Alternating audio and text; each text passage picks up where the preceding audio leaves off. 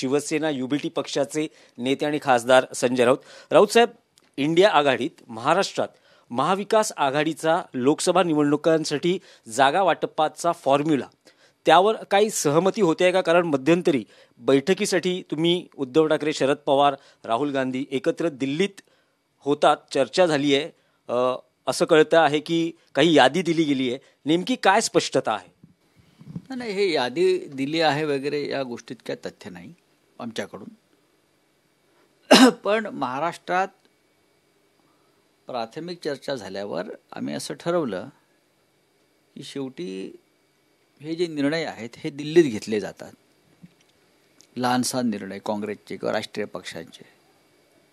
आता भाजपच्या बाबतीत सुद्धा आपले एक मुख्यमंत्री, 2 उपमुख्यमंत्री हे वारंवार दिल्लीत जाऊनच निर्णय घेतात ना. पण त्यांचं हायकमांड दिल्लीत आहे भाजपचं, महाराष्ट्रात नाही. साधारण काँग्रेसचीही तीच भूमिका असते. त्यामुळे आम्ही जेव्हा इंडिया बैठकीसाठी गेलो तेव्हा उद्धव ठाकरे, माननीय उद्धव ठाकरे पक्षप्रमुख, आदित्य ठाकरे, मी स्वतः होतो. आम्ही राहुल गांधींना भेटलो, सोनियाजी होत्या, खरगेजी होत्या. त्याआधी शरद पवार साहेबांशी बोलणं झालं आणि साधारण असं आमचं ठरलं की महाराष्ट्रातल्या जागा वाटपासंदर्भात जर चर्चा व्हायची असेल तर ती दिल्लीत केलेली अधिक सोयीची ठरेल. म्हणजे एकाच वेळी सगळे निर्णय घेता येतील.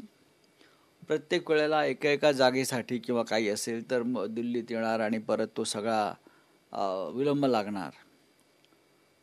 आणि त्याच्यावरती खरगे जे आहेत, अध्यक्ष खरगे साहेब, त्यांनी म्हटलं बरोबर आहे. राहुल गांधींनी स्वतः त्याच्यावरती सकारात्मक भूमिका घेतलेली आहे आणि जे का होईल ते दिल्लीत होईल.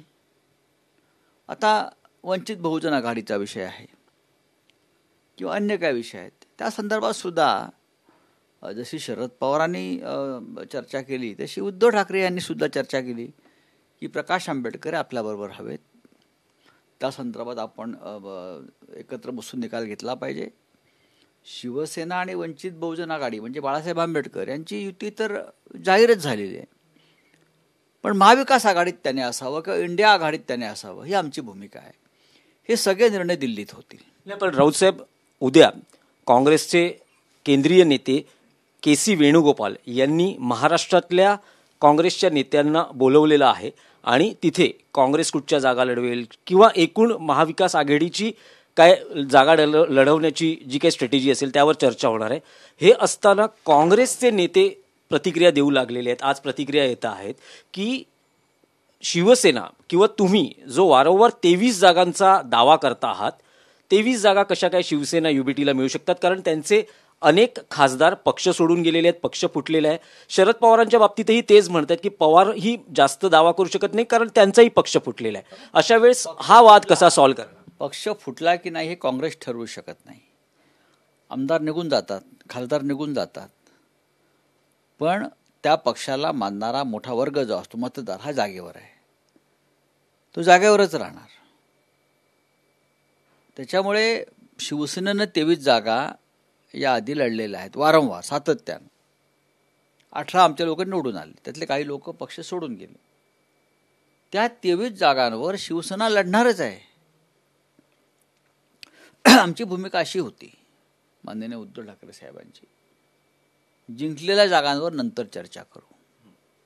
जिंकलेल्या जागांवर काँग्रेसकडे कुठली जागा आहे का जिंकलेली? नाही. काँग्रेसला शून्यातून सुरुवात करायची सर्वत्रच. आणि काँग्रेसला जरी शून्यातून सुरुवात करायची असली तरी आम्हाला चर्चा ही काँग्रेसची करावी लागेल. आम्ही एकत्र आहोत. दुसरा अत्यंत महत्त्वाचा विषय आहे की आम्ही 23 जागा लढणार हे अत्यंत काळजीपूर्वक आणि आत्मविश्वासानं सांगतो आहोत. आता काही लोक महाराष्ट्रातले काही टिप्पणी करत असतील, पण आम्ही त्याकडे दुर्लक्ष करतो. कारण आम्ही दिल्लीतल्या वरिष्ठ नेत्यांशी आम्ही संवाद साधतो. त्यांना अधिकार आहेत जागा वाटपासंदर्भात. जागांची देवाणघेवाण होऊ शकते, पण आज कुठेतरी वाचलं की मुंबईतली कुठली तरी एक जागा उत्तर पश्चिम जी गजानन कीर्तीकर तुमचे निवडून आले होते त्या जागेवर काँग्रेसनं दावा केला आहे. संजय निरुपम उत्तर पश्चिम मधून लढवण्यास इच्छुक आहेत असं दिसतंय. त्यांच्याकडून काही प्रतिक्रिया येत आहेत, संकेत येत आहेत. कोण इच्छुक आहे, कुठे इच्छुक आहे मला माहीत नाही, त्याच्यामध्ये आम्ही पडणार नाही. अधिकृतपणे काँग्रेसशी या संदर्भात चर्चाच झालेली नाही बरं का महाराष्ट्रातल्या नेत्यांशी. त्याच्यामुळे हे असे कोणी दावे प्रतिदावे करत असतील तर त्याला काय अर्थ नाही. काँग्रेसकडून अधिकृतपणे जर काही सांगितलं तर आम्ही प्रतिक्रिया देऊ.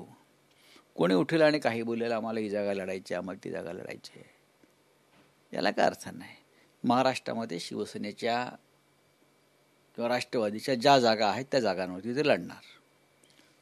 काँग्रेस पक्षाकडे आज एकही जागा नाही. आम्हाला असं वाटतं काँग्रेसने विदर्भ असेल किंवा अन्य काही भाग असेल किंवा राज्यामध्ये त्या संदर्भात आम्ही एकत्र बसून चर्चा करू. काँग्रेस काय महाविकास आघाडीतला एक महत्त्वाचा घटक पक्ष आहे. आता ते म्हणतात आमचा पक्ष फुटला नाही, तसा तो राजस्थानमध्ये फुटला नव्हता, मध्य प्रदेशमध्ये फुटला नव्हता आणि छत्तीसगडमध्ये फुटला नव्हता ना. पक्ष फुटला नाही वगैरे हे जे काय सांगितलं जातं त्याच्यावरती जागांचं वाटप होत नाही. जमिनीवर तुम्ही कोण कुठे किती आहात त्याच्यावरती आघाडीमध्ये जागांचं वाटप होतं. राऊत साहेब, तुम्ही एक गोष्ट वारंवार सांगतात की जिंकून येईल त्याची जागा किंवा जिंकण्याचा निकष असेल. एक दावा तुमच्याकडूनही केला जातो आहे किंवा या दाव्यात किती तथ्य आहे की शिवसेना जे त्यांच्या सिटिंग MP म्हणजे सिटिंग खासदार जे होते, निवडून आलेले खासदार, त्यापैकी एकही जागा सोडणार नाही. का सोडावी? वर्षानुवर्ष आम्ही त्या जागा जिंकतो आहोत ना परंपरेनं. ते मतदारसंघ हे शिवसेनेचे बालेकिल्ले आहेत. एखादा वरचा माणूस निघून गेला पण खाली लाखो मतदार जे शिवसेनेबरोबरच आहेत हे इतर कोणी ठरवू शकत नाही. मतदारसुद्धा गेला, शिवसेनेचं समर्थक निघून गेले नाही. आमदार किंवा खासदार हा विधिमंडळातला विषय आहे. प्रत्यक्ष जो राजकीय पक्ष असतो तो जमिनीवर असतो आणि तो आहे. म्हणजे जिंकून आलेली एकही जागा शिवसेना सोडणार नाही मित्र पक्षांसाठी. मी असं कुठे म्हणतोय? मी असं म्हणालो की आमच्या 23 जागा आम्ही लढू इथे आणि एक दादरा नगर हवेली जी आहे ती जागा आमची सिटिंग आहे, ती आम्ही लढू. नाही, पण त्या जागीही दादरा नगर हवेलीचा उल्लेख केलात. स्थानिक खासदार कल्पना डेलकर या भाजपशी संपर्कात आहेत. नुकतीच त्यांनी कुटुंबियांसह पंतप्रधान नरेंद्र मोदी यांची भेट घेतली. कार्यकर्त्यांना विचारून अंतिम निर्णय घेणार असं म्हटलं असलं तरी तुम्ही मेहनत घेतली होती. पोटनिवडणुकीत आदित्य ठाकरे प्रचाराला गेले तर असं काय झालं? हे सगळेच गेले होते. एक लक्षात घ्या, त्यांचा केंद्रशासित प्रदेश आहे ज्याला आपण युनियन टेरिटरी म्हणतो. युनियन टेरिटरीचा विषय आणि प्रश्न फार वेगळे असतात. त्यासाठी वारंवार प्रधानमंत्र्यांना भेटावं लागतं, गृहमंत्र्यांना भेटावं लागतं. नाही, पण आजही तुमच्याशी कल्पना डेलकर यांनी संपर्क संवाद केलाय का? त्यांनी काही भूमिका सांगितली आहे? अत्यंत व्यवस्थित संपर्क आणि संवाद सुरू आहे, अजिबात अडचण नाही. राऊत साहेब, आणखी एक इंडिया आघाडीतला विषय होता हा तर जागा वाटपाचा फॉर्म्युला. पण जागा वाटप तुम्ही म्हणतात की 31 डिसेंबरपर्यंत पूर्ण करण्यावर भर होता. आता तर 28 तारीख आज सुरू आहे, 31 तारखेला अवघे 3-4 दिवस उरलेत. तर मग जागा वाटपाचा फॉर्म्युला ठरणार कधी? कारण जागा वाटपाचा फॉर्म्युला आमच्या आपापसात ठरलेला आहे. उद्धव ठाकरे पुन्हा दिल्लीत येऊन जर आम्हाला दिल्लीत चर्चा करायची असेल तर आम्हाला दिल्लीत यावंच लागेल.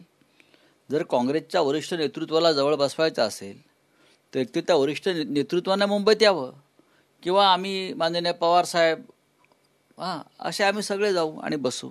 पण आम्हाला विषय दिल्लीतच संपवायचा आणि वरिष्ठ नेत्यांसमोरच संपवायचा आहे. दुसरा विषय होता इंडिया आघाडीत काही थोडीफार कुजबूज अशी आहे की नितीश कुमार हे नाराज आहेत, ते पुन्हा NDA सोबत जाऊ शकतात. समन्वयक किंवा इंडिया आघाडीचा चेहरा म्हणून त्यांना प्राधान्य दिलं नाही, अशा एकूण चर्चा आहे. त्यात काय तथ्य नाही. नितीश कुमार राहतील इंडिया आघाडी? नक्कीच. हे होते शिवसेना नेते आणि खासदार संजय राऊत यांनी भूमिका व्यक्त केलेली आहे की ज्या शिवसेनेने जिंकलेल्या जागा आहेत त्या जागा कुठल्याही परिस्थितीत सोडल्या जाणार नाहीत. त्याचबरोबर 23 जागांचा जो दावा वारंवार संजय राऊत करतायत, पक्ष करतोय, त्यावरही ते ठाम होताना दिसत आहेत. व्हिडिओ जर्नलिस्ट रवी साखरकरसह दिनेश दुखंडे, TV9 मराठी, मुंबई.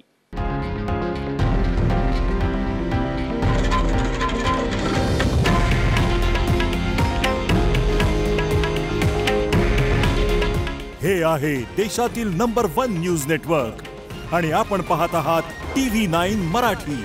काळजी तुमची, हित महाराष्ट्राचं.